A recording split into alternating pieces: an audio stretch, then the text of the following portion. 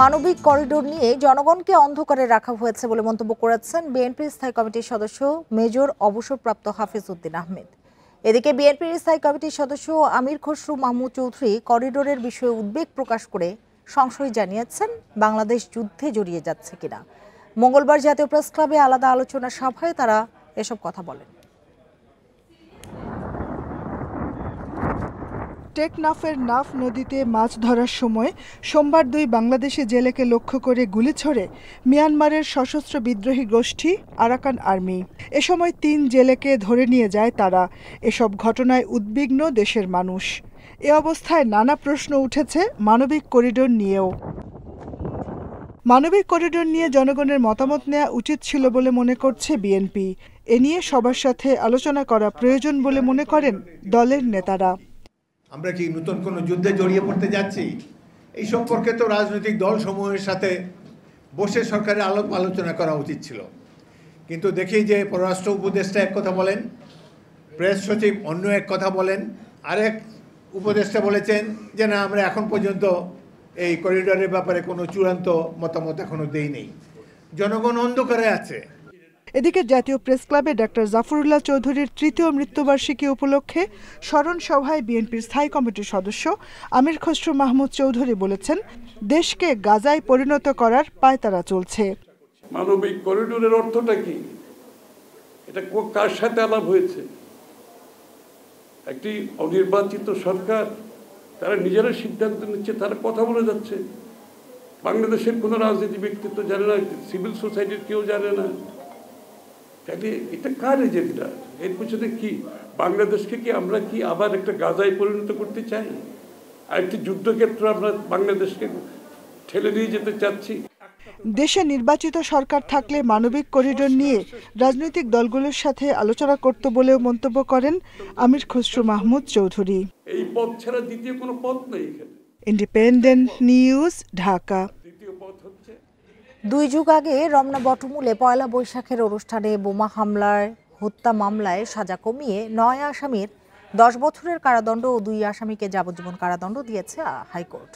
হরকাতুল জিহাদ নেতা মুফতি হান্নান সহ 3 আসামি মারা যাওয়ায় তাদের বাদ দেওয়া হয়েছে। রায়ের পর্যবেক্ষণে উচ্চ আদালত বলেছে, বর্ষবরণে বোমা হামলা ছিল মুক্ত ও প্রগতিশীল চিন্তার উপর ভয়ঙ্কর আঘাত। 2001 সালের 14 এপ্রিল রমনা বটমূলে পয়লা বৈশাখের অনুষ্ঠানে বোমা হামলা হয়। এতে ঘটনাস্থলে 9 জন সহ মারা যান 10 জন। এ ঘটনায় করা হত্যা মামলায় 2014 সালের 23 জুন ঢাকার 2য় অতিরিক্ত মহানগর দায়রা জজ রুহুল আমিন রায় দেন। রায়ে মুফতি হান্নান সহ 8 জনের মৃত্যুদণ্ড এবং 6 জনের যাবজ্জীবন কারাদণ্ড দেয়া হয়। এর মধ্যে মুফতি হান্নানের মৃত্যুদণ্ড কার্যকর হয়েছে সিলেটে গ্রেনেড হামলার দায়ে। মঙ্গলবার আসামিদের ডেথ রেফারেন্স ও জেল আপিল নিষ্পত্তি করে বিচারপতি মোস্তফা জামান ইসলাম এবং বিচারপতি নাসরিন আক্তারের হাইকোর্ট বেঞ্চ সাজা কমিয়ে নতুন রায় দেয়। রায়ে মাওলানা তাজউদ্দিন ও জুয়েলকে যাবজ্জীবন কারাদণ্ড দেয়া হয়। 9 আসামির মৃত্যুদণ্ড ও যাবজ্জীবন সাজা কমিয়ে 10 বছরের কারাদণ্ড দেয়া হয়। সাজার বিরুদ্ধে আপিল করবে বলে জানিয়েছে রাষ্ট্রপক্ষ। এই হত্যাকাণ্ডের মধ্য দিয়ে শুধু কয়েকজন মানুষকে হত্যা করেনি, বাংলাদেশের যে ঐতিহ্য, মানবিক এবং মানুষের মানসিক যে চেতনা, যে অগ্রগতি, তাকে হত্যা করার জন্য উদ্যত হয়েছিল। সেই কারণেই আমরা আগামী এই রায়ের বিরুদ্ধে উচ্চ আদালতে আপিল করব। এদিকে পর্যাপ্ত তথ্য প্রমাণ না পেলেও সাজা দেওয়া হয়েছে বলে মনে করছে আসামি পক্ষ। আমরা মনে করি হাইকোর্টের এই রায়টি সঠিক হয় নাই। হয়তো লিগ্যাল এভিডেন্স না পেয়ে মাননীয় হাইকোর্ট বিভাগ নৈতিকভাবে সাজা দিয়েছেন, আইনের দৃষ্টিকোণ থেকে সাক্ষ্য প্রমাণের ভিত্তিতে নয়। এটাই আমাদের মতামত থাকবে। উপযুক্ত সময়ে আপিল দায়ের করব। আসামি মাওলানা তাজউদ্দিন পলাতক রয়েছেন, 3 জন মারা গেছেন, বাকি 10 জন এখন কারাগারে। শাহাদাত স্বপন, ইন্ডিপেন্ডেন্ট নিউজ, ঢাকা। মাত্র 21 দিনেই শিশু আসিয়া ধর্ষণ ও হত্যা মামলার রায় হচ্ছে। 17 মে রায়ের দিন ধার্য করেছেন মাগুরা নারী ও শিশু নির্যাতন দমন ট্রাইব্যুনালের বিচারক এম জাহিদ হাসান। রাষ্ট্রপক্ষের আইনজীবী জানান, আসামিদের বিরুদ্ধে আনা সব অভিযোগ প্রমাণ হয়েছে। সর্বোচ্চ শাস্তির আশা তার। মঙ্গলবার সকালে আদালতে তোলা হয় 4 আসামিকে। শিশু আসিয়া ধর্ষণ ও হত্যা মামলার দ্বিতীয় দিনের মতো যুক্তিতর্ক হয়। এর আগে মামলার বাদীসহ ২৯ জনের সাক্ষ্য নেওয়া হয়। চার্জশিট দাখিল থেকে শুরু করে সব কার্যক্রম ২১ দিনে সম্পন্ন হয়েছে। আর মাত্র ১৩ কার্যদিবসেই রায় ঘোষণা করা হচ্ছে। গত ১৫ মার্চ মামলার মূল আসামি আসিয়ার বোনের শ্বশুর হিটু শেখ আদালতে স্বীকারোক্তিমূলক জবানবন্দি দেন। তবে গত ১৩ এপ্রিল মামলার তদন্তকারী কর্মকর্তা ৪ আসামির বিরুদ্ধে অভিযোগ এনে তদন্ত প্রতিবেদন দাখিল করেন। রাষ্ট্রপক্ষের আইনজীবী বলছেন, আসামিদের বিরুদ্ধে সব অভিযোগ প্রমাণ হয়েছে।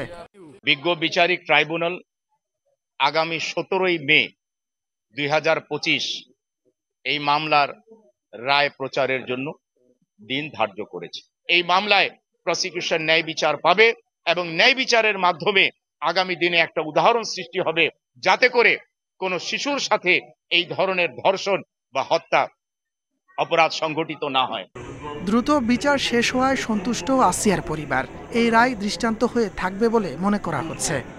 ১ নম্বর আসামি হিটু শেখের ফাঁসি চাই এবং ওই ৩ জনের যে সর্বোচ্চ শাস্তি, সেই শাস্তির জন্য আদালত দেয়। আজকে আসিয়া মামলার যারা দর্শক আছে তার সর্বোচ্চ শাস্তি হোক, আমরা এটা কামনা করি। আসামিদেরকে সর্বোচ্চ শাস্তি দিয়ে জাতিকে এরকম অপরাধ প্রবণতা থেকে মুক্তির প্রত্যাশা আমরা সাধারণ মানুষ হিসেবে আমরা সেই প্রত্যাশা করি। গত ৫ মার্চ মাগুরায় বোনের শ্বশুরবাড়িতে বেড়াতে গিয়ে ধর্ষণের শিকার হয় ৮ বছরের শিশু আসিয়া। ১৩ মার্চ চিকিৎসাধীন অবস্থায় মৃত্যু হয় তার। মায়ের মামলায় গ্রেপ্তার করা হয় বোনের জামাই, শ্বশুর, শাশুড়ি সহ ৪ জন। Independent news. রাজস্ব বোর্ড এনবিআরকে বিলুপ্ত করে রাজস্ব নীতি ও রাজস্ব ব্যবস্থাপনা নামে দুটি বিভাগ করা হয়েছে। বিশ্লেষকেরা বলছেন, স্বচ্ছতা ও জবাবদিহির পাশাপাশি বাড়বে কাজের পরিধি। সকালে সচিবালয়ে অর্থ উপদেষ্টা জানান, এনবিআর বিলুপ্ত করে দুটি বিভাগ হলেও প্রতিষ্ঠানটির কর্মকর্তাদের দুশ্চিন্তার কারণ নেই, আলোচনা করে সিদ্ধান্ত নেওয়া হয়েছে। আইএমএফের নানা শর্ত সংস্কারের অংশ হিসেবে শেষ পর্যন্ত জাতীয় রাজস্ব বোর্ড এনবিআরকে ২ ভাগে ভাগ করা হয়েছে। সোমবার রাতে এ সংক্রান্ত অধ্যাদেশ জারি করা হয়। সংস্থাটি ভেঙে রাজস্ব নীতি ও রাজস্ব ব্যবস্থাপনা নামে দুটি বিভাগ সৃষ্টি করা হয়েছে। অধ্যাদেশে শুধু রাজস্ব নীতি বিভাগের কার্যপরিধি সামান্য পরিবর্তন আনা হয়েছে। রাজস্ব ব্যবস্থাপনা বিভাগের প্রশাসনিক পদগুলোয় প্রশাসন ক্যাডার কর্মকর্তাদের পাশাপাশি আয়কর ও কাস্টমস ক্যাডার কর্মকর্তাদের রাখা হয়েছে। এ বিষয়ে অর্থ উপদেষ্টা বলেন, সব দেশেই এমন আলাদা বিভাগ থাকে। এনবিআর এর কর্মকর্তাদের সাথে আলাপ করেই এটি করা হয়েছে। এতে রাজস্ব আদায়ে কোনো প্রভাব পড়বে না। ওদেশে যে আলাপ করি না তা না, কারণ আলাপ যদি মনে করেন এনবিআর হাজার হাজার কর্মচারী সদস্যের সাথে আলাপ করে তা না, যারা মেম্বার সদস্য ডেফিনেটলি তাদের সাথে আলাপ করছে। ওদিকে আবার প্রশাসনের লোকের কিছু মন্তব্য তাদের সাথে আলাপ করা হয়েছে। অধ্যাদেশে বলা হয়েছে, রাজস্ব নীতি বিভাগ কর আইন প্রয়োগ ও কর আদায় পরিস্থিতি পর্যবেক্ষণ করবে। রাজস্ব সংগ্রহের মূল কাজ করবে রাজস্ব ব্যবস্থাপনা বিভাগ। নিয়োগের ক্ষেত্রে দক্ষ যোগ্য ব্যক্তিদের অগ্রাধিকার দেওয়া উচিত বলে মনে করেন বিশ্লেষকরা। রাজস্ব নীতি প্রণয়ন এটা একটা খুব গুরুত্বপূর্ণ কাজ এবং নীতিতে বাস্তবায়নও খুব গুরুত্বপূর্ণ কাজ। তো দুটো কাজই যদি একটি সংস্থা করে, তাহলে ১ নম্বরে এখানে অনেক সময় অভিযোগ আসে, যিনি নীতি বানান তিনি যদি বাস্তবায়ন করেন তাহলে সেখানে অনেক ক্ষেত্রে আপোষকামিতা থাকতে পারে, দুর্নীতির অভিযোগ থাকতে পারে। আর সেকেন্ড থিং হচ্ছে, একই প্রতিষ্ঠান যদি দুইটি কাজই গুরুত্বপূর্ণ কাজ করে, তাহলে তিনি একটায় বেশি সময় দিতে পারেন, তাতে আরেকটা গুরুত্ব অনেকটা থাকা সত্ত্বেও গুরুত্ব কমে যেতে পারে। বেশি গুরুত্বপূর্ণ ওখানে কাদের পদায়ন করা হবে, সেই জায়গাটায় আসলে ওনাদের আমার মনে হয় যে আপত্তিগুলো আমি যতদূর শুনেছি। তো সেই ক্ষেত্রে যদি একটু রেশনাল ভিউ নেওয়া যায়, এটা খুব জটিল সমস্যার সমাধান করা সম্ভব। দেশের সামগ্রিক কর ব্যবস্থার সার্বিক সংস্কারের পাশাপাশি করের আওতা বাড়ানোর উপর জোর দিচ্ছেন বিশ্লেষকরা। Mehedi Hasan, independent news, Dhaka. NBR বিলুপ্তির অধ্যাদেশ বাতিল চেয়ে আগামী ৩ কার্যদিবসে সকাল ১০টা থেকে দুপুর ১টা পর্যন্ত কর্মবিরতির ঘোষণা দিয়েছে এনবিআর কর্মীরা। তবে আমদানি রপ্তানি ও বাজেট কার্যক্রম চলবে। মঙ্গলবার রাজধানীর রাজস্ব ভবনের সামনে অবস্থান কর্মসূচি থেকে এই ঘোষণা দেন তারা। এ সময় এনবিআর কর্মীরা বলেন, রাজস্ব বোর্ডের সংস্কারের সাথে সবার সমর্থন ছিল, কিন্তু কারো মতামতের গুরুত্ব দেয়া হয়নি। অধ্যাদেশ কাস্টমস কর্মকর্তাদের ইচ্ছার প্রতিফলন হয়নি বলেও অভিযোগ করেন তারা। বলেন, এর পুরো প্রক্রিয়া ছিল একপাক্ষিক। অধ্যাদেশ বাতিল করে পরামর্শক কমিটির প্রতিবেদন বিবেচনায় নিয়ে নতুন অধ্যাদেশ জারির আহ্বান জানান তারা।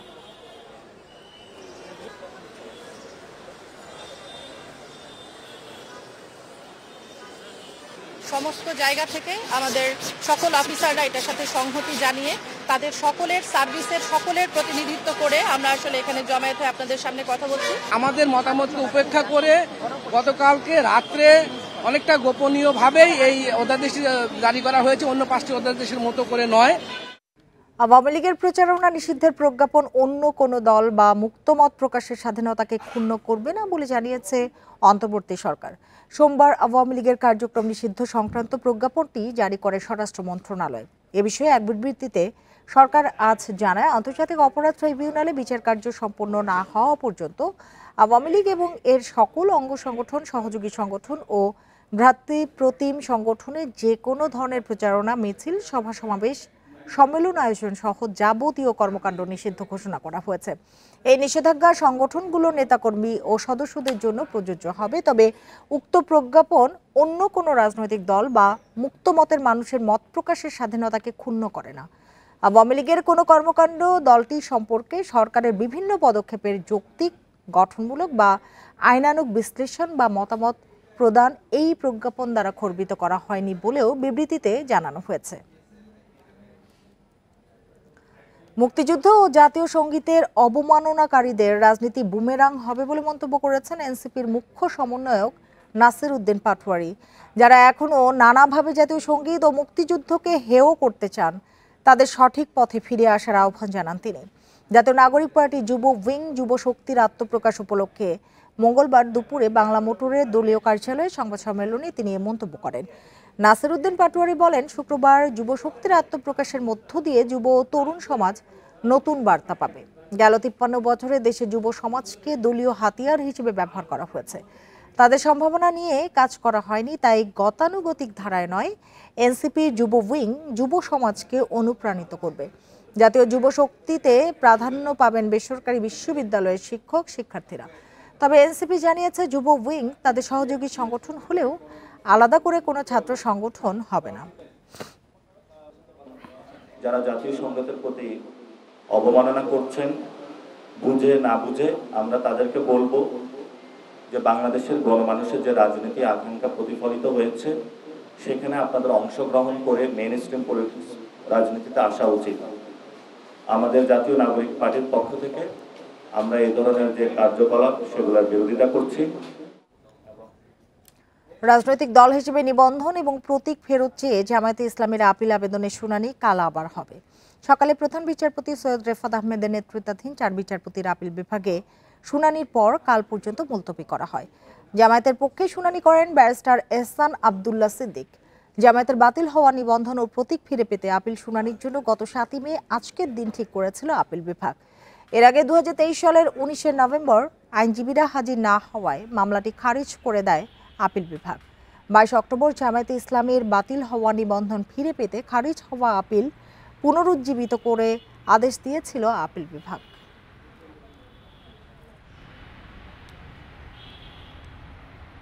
আপিল মামলার শুনানি হয়েছে, আগামীকালকে আবার শুনানি হবে। আজকে শুনানিতে মূল কথাটা যেটি এসেছে তার প্রথম ছিল যে প্রক্রিয়ায় আমাদের হাইকোর্ট বিভাগ এই নিবন্ধন ক্যান্সেল করেছে, বাতিল করেছে, এই প্রক্রিয়াটি মূলত ইলেকশন কমিশনের সামনে বিচারাধীন ছিল। কমিশনের সামনে বিবেচনাধীন কোনো বিষয় আদালত এইভাবে ক্যান্সেল করতে পারে না। সাবেক এমপি ও শিল্পী মমতাজ বেগমকে 4 দিনের রিমান্ডে পাঠানো হয়েছে। ঢাকার চিফ মেট্রোপলিটন ম্যাজিস্ট্রেট সিএমএম আদালত এই আদেশ দেন। বৈষম্য বিরোধী ছাত্র আন্দোলনে মোহাম্মদ সাগর হত্যা মামলায় তাকে গ্রেপ্তার দেখানো হয়েছে। মমতাজের বিরুদ্ধে সমালোচনা আছে, গান গেয়ে হয়েছেন এমপি, জড়িয়েছেন রাজনৈতিক বিতর্কে। একাধিক হত্যা মামলার আসামি তিনি। চোখ জুড়ানো, মন ভুলানো, দেখতে অতি চমৎকার। ছিলেন মানিকগঞ্জ 2 আসনের সংসদ সদস্য। তবে অভিযোগ আছে মমতাজ বেগম হয়ে উঠেছিলেন বিদ্যুতের ফেরিওয়ালা। এরকম বিদ্যুতের অবস্থা আমাদের হবে, আমাদের ঘুরতে হবে যে বিদ্যুৎ রাখবেন নাকি বিদ্যুৎ।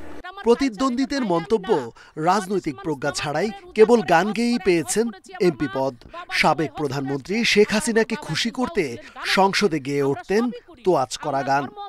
আমার নেত্রী শেখ হাসিনা তুলনা যার না। 5 আগস্ট আওয়ামী লীগ সরকারের পতনের পর আড়ালে চলে যান মমতাজ। সোমবার রাতে গ্রেপ্তার হন ধানমন্ডি থেকে।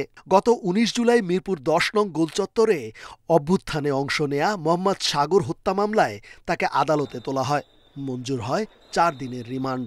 উভয় পক্ষের বক্তব্য শোনার পর বিজ্ঞ আদালত এই মমতাজকে, শিল্পী মমতাজ, অবৈধ এমপি এবং হাসিনার ফ্যাসিস্টের পদলোহনকারী এই অবৈধ এমপি মমতাজকে 4 দিনের রিমান্ড মঞ্জুর করে তদন্তকারী কর্মকর্তার নিকট জিজ্ঞাসাবাদ করার জন্য অনুমতি প্রদান করেন।